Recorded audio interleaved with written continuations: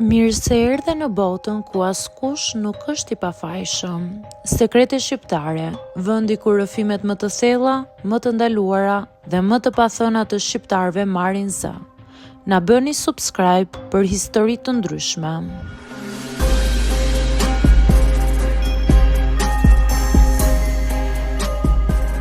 Shkova në Gjermani për punë, por më kthyen mbrapsht si kriminele.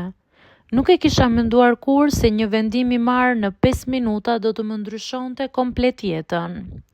Unë quhem Vilma, jam 29 vjeçe dhe gjithmonë kam qenë ajo vajza që punon shumë, por që mezi arrin të paguaj qira në një dhomë të vogël në Tiranë.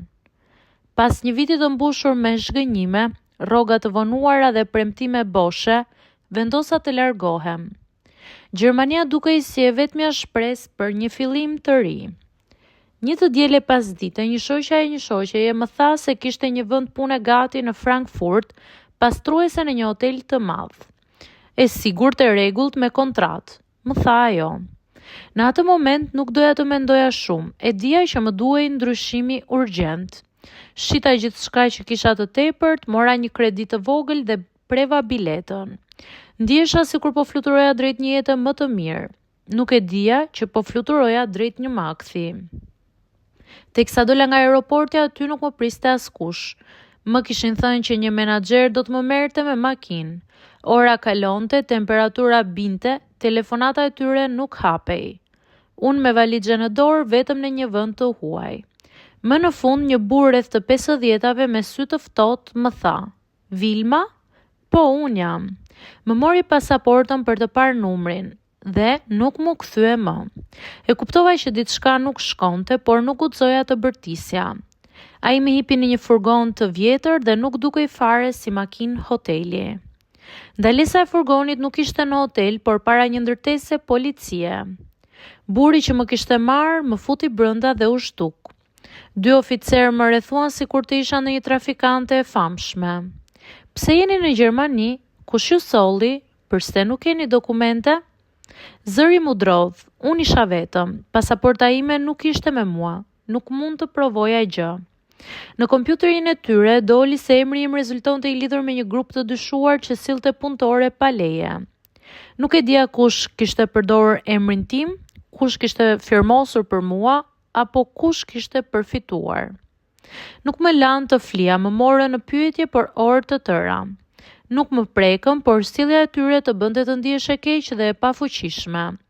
Më trajtonin si dikë që po gënjente me vetdije, ndërsa unë mezi merja frym nga frika. Atë natë nuk qava, thjesht nuk kisha më forcë. Të nesërmen më futën në një avion.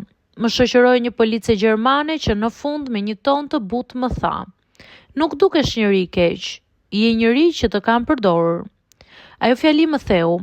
U ktheva në Tiranë si ndonjë fajtore me vetëm një letër në dorë ku shkruaj se nuk mund të hyja më në Gjermani për 3 vite.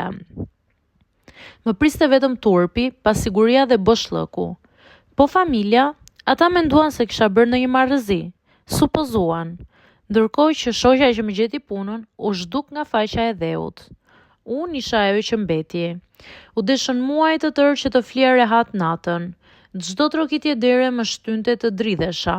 Fillova të punoja në një dyqan të vogël rrobash vetëm për të mos mbetur në përmendime. Por e vërteta doli vet. Policia shqiptare njoftoi se kishte zbuluar një grup që përdorte emra vajzash për të hapur kontrata të re me punë jashtë shtetit. Emri im ishte në listë. Nuk isha as e para, as e fundit. Më thanë se nuk isha faj, nuk isha kriminele. E dija, por më duhej ta dëgjoja. Nuk e kam braktisur idem për një jetë më të mirë jashtë, por tani jam më e zgjuar. Nuk besoj më premtime boshe. Nuk i lë njerëzit të luajnë me ëndrat e mia. Dhe kur ndonjë e re më shkrua në rrjetet sociale: "Vilma, a ja vlen të shkosh në Gjermani?" Unë i them: "Po ja vlen, vetëm nëse rruga është e pastër, sepse një rrugë e gabuar mund ta kthej ëndrrën në akuzë."